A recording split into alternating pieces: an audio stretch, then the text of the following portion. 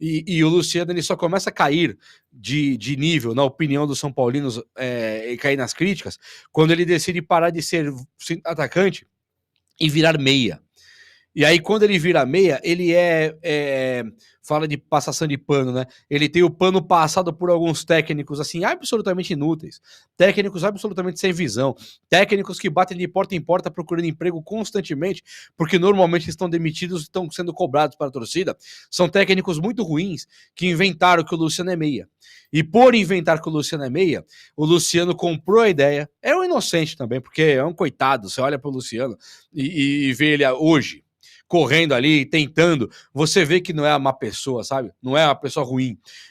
Fizeram ele virar meia, ele mesmo foi vítima, né, desse acontecimento patético na história do São Paulo, virou um dos piores meias da história do São Paulo, e hoje, ao jogar com o Matheus Alves, que não jogou nada, ao jogar com o André Silva, que não jogou nada, ao jogar com o Wendel, que não jogou nada, ao jogar com o Cedric, que não jogou nada, o Luciano consegue jogar pra caramba, simplesmente porque ele jogou lá na frente, porque ele jogou no ataque, onde ele de fato rende. Então sim, o Luciano jogou muito, não é miragem não, Albino. A verdade é que o Luciano sempre jogou bem de atacante. O Luciano, tem um parece que o Zubel parece que adiantou, né? A gente falando, ele não é meia, né? Ó, o Breno falou, tal qual a invenção do Daniel Alves na meia, exatamente. Fala aí, Tidico. Não, e parece que ele ouviu finalmente, né? Parece que ele assistiu a live aqui. Ele não é meia, ele não rende nada de meia. O jogo que jogou um pouquinho mais para frente deu até dó do André Silva. O André Silva é um jogador que me agrada, hoje foi horroroso, e o Luciano, que todo mundo sabe que é atacante, matou o André Silva hoje. Jogou muito mais que o André Silva. Por quê? Porque estava posicionado, pelo menos, de uma forma correta. E que toda a live que tá gravada aqui, a gente fala isso. Parece que e não é só isso, hein? Parece que ele assistiu a live aqui, né? Que ele ouviu a gente, né? Exato. E o posicionamento dele teve chute errado do Matheus Alves, teve chute errado do Rian Francisco, tudo que poderiam ter tocado pro Luciano, ele poderia ter feito mais que 2. Então o Luciano, como atacante, joga a bola. E a mudança de postura do Luciano veio do jogo passado. A mudança de postura que eu falo, gente, ele foi horrível contra o Ceará, mas ele me pareceu mais pés no chão. Não estava reclamando, estava tentando ajudar, não estava fazendo palhaçada. Você acha que tem... E aí? E como é que fica o amanhã? É o Luciano de volta? O que é? Uma reviravolta? Se o Luciano for um atacante, jogar no ataque e tiver com essa consciência de que não é para ele vir criar jogada no meio campo, por que não pode ter o Luciano no ataque? O São Paulo hoje ele tem um time para jogar Copa do Brasil e Libertadores composto. Vou pegar todo mundo aqui, tá? Composto, tirando o Pablo Maia, né? Tirando o Caleri, tirando o Luiz Gustavo. Esses caras eu não vou nem incluir aqui na conta. O Pablo Maia que volta. Mas nós temos um time ali, eu vou meio campo para frente.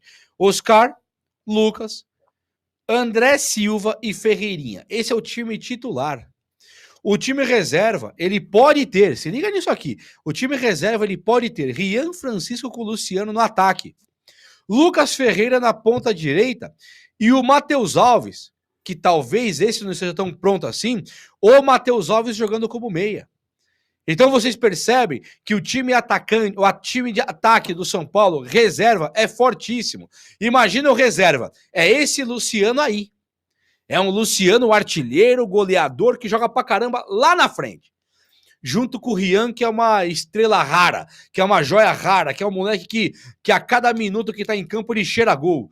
Mesmo errando, ele errou, ele chutou pro gol. Ele busca o gol o tempo inteiro e isso é chance criada. Então, ter um atacante como o Luciano jogando junto com o Rian Francisco pode ser uma releitura do que um dia foi Luciano e Brenner, que foi o único momento em que o Luciano deu certo para o time. Arboleda e Lucas Moura são peças fundamentais para o São Paulo ganhar Copa do Brasil, Libertadores e tal, e não cair no Brasileiro, é lógico. Até pegar uma vaguinha de Libertadores pelo Brasileiro, tem que ir bem.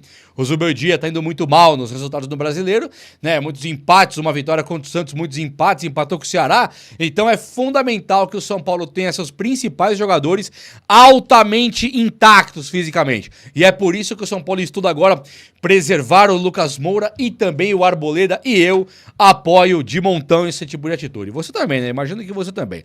Uma coisa que tá legal pra caramba é que o Cédric Soares, ele renova o contrato com o Tricolor, tá?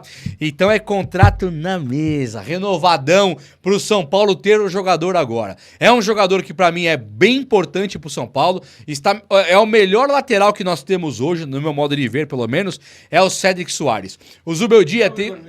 Não, é o Cédric. O Cédric, ele tem usado, o Zubeldia tem usado o Cédric em algumas posições, né? No último jogo um pouco mais centralizado, de vez em quando como lateral, de vez em quando como até um terceiro zagueiro.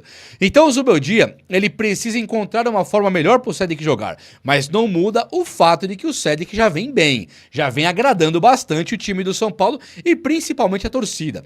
Quando eu converso com o torcedor são paulino, não conheço ninguém que fala, não, esse Cédric aí baita bagre, tira esse cara do São Paulo, suma com ele. Não vejo.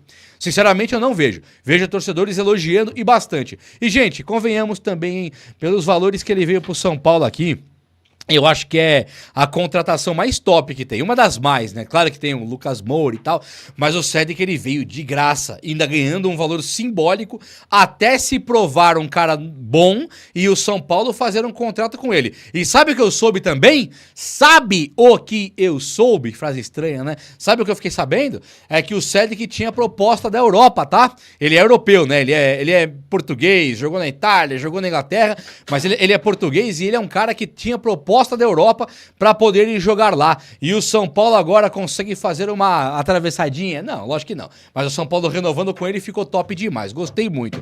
E ó, agora é o momento alto, um dos momentos altos do vídeo. Abra seu coração para ouvir agora o que eu tenho a te dizer. Gabriel Sara, sabe o Gabriel Sara? Lembra quem é o Gabriel Sara? Gabriel Sara está praticamente fechado com o Manchester City. E aí você me pergunta, Gilba, eu não torço pro Galatasaray, que é o time dele hoje, nem pro City, eu torço pro São Paulo, o que isso me interessa? Meu amigo, São Paulo detém 10% dos direitos dele e tem mais 2% lá de clube formador, sabia disso? Então nós temos 12% do Gabriel Sara na próxima venda dele. E quanto você acha que ele, ídolo, tá se transformando num ídolo do Galatasaray? Não é o Fenerbahçe, né? O vira e mexe eu confundo. Eu acho que é o Galatasaray. É o Galatasaray. É o time lá do Alex, né? Não, o Alex era Fenerbahçe. Agora complicou tudo. Ó, Tirico, vem pra mim, Galatasaray do Sara, por favor.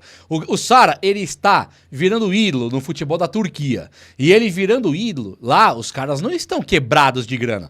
Eles contrataram o Sara do Norwich, pagaram uma grana, que o Norwich pagou uma grana pro São Paulo, eles pagaram uma grana boa pro Norwich, e agora que ele chega e ele consegue despertar o interesse do City, é simplesmente o Guardiola apontando o dedo e falando, tá vendo aquele ali?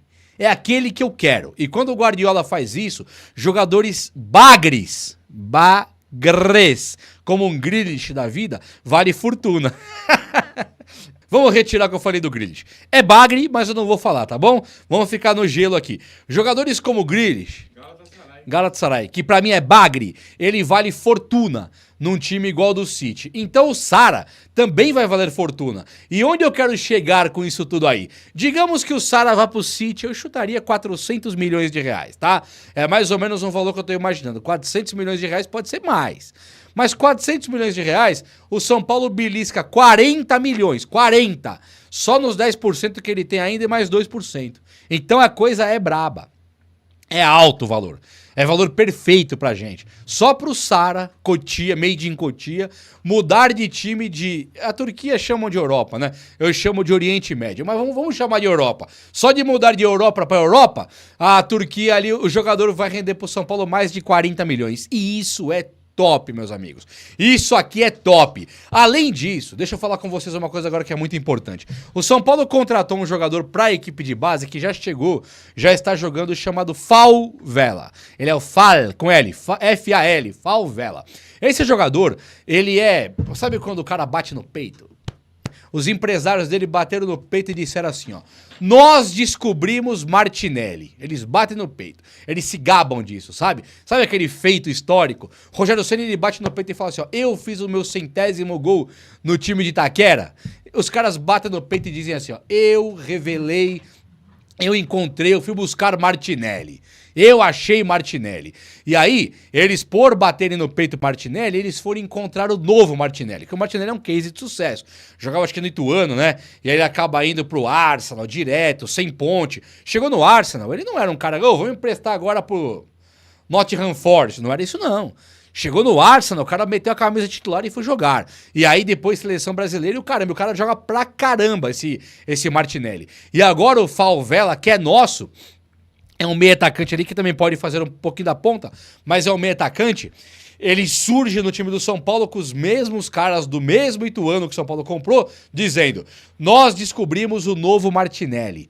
Então é jogadorzaço que o São Paulo contratou. E por que eu tô falando dele? Porque ele é um meio atacante, onde o São Paulo hoje conta com o Matheus Alves e mais ninguém. O Luciano, ele deve ir embora do São Paulo muito em breve, né? Talvez ele vá, talvez ele não vá, mas ele já tá encostado pelo Zubeldia. Galopo.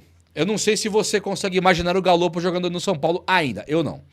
Nem Galopo, Nestor foi vendido, Michael foi vendido, os caras estão cada um indo para um lado. E o Rodriguinho, ele tá perdendo a grande chance de fazer história no São Paulo. Apesar dele ter entrado um pouquinho nos últimos jogos, ele não tem agradado em nada. Essa é a informação que eu tenho. Então o São Paulo já estuda, lógico, tá cedo pro Falvela, mas daqui a pouco ele deve puxar aí um pedido do time principal do São Paulo, tá? Deve. Um que já vai voltar e tá muito próximo de voltar pro time principal é o Henrique Carmo.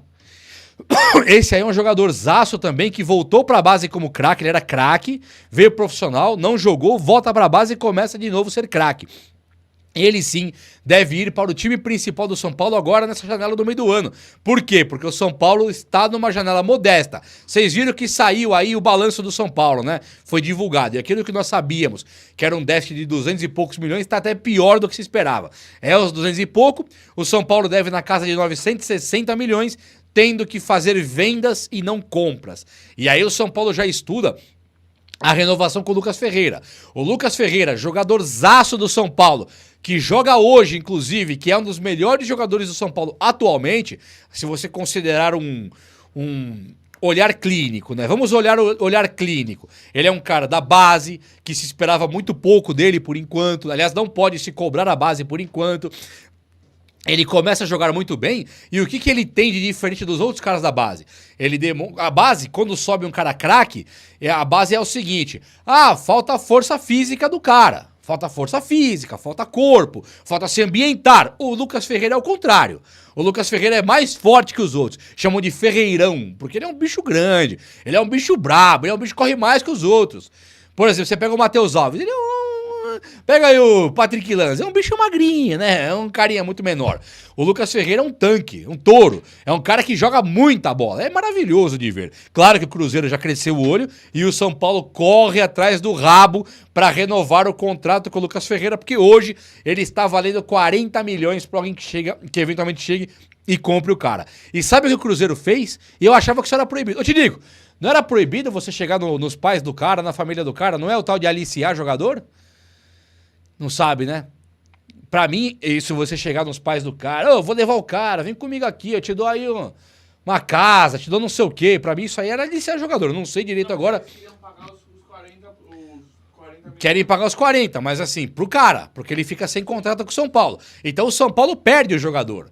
São Paulo ganhou os 40 porque é a multa rescisória, mas foram falar com o jogador antes. Não sei se você também aliciaram ou não, eu sei que a verdade é que o Lucas Ferreira, o São Paulo, corre um enorme risco com um dos que deve ser um dos melhores jogadores do mundo para as próximas gerações aí. Deve ser realmente um dos melhores do mundo, então o São Paulo ele tem que realmente correr contra o relógio para poder renovar esse Lucas Ferreira, beleza? Então...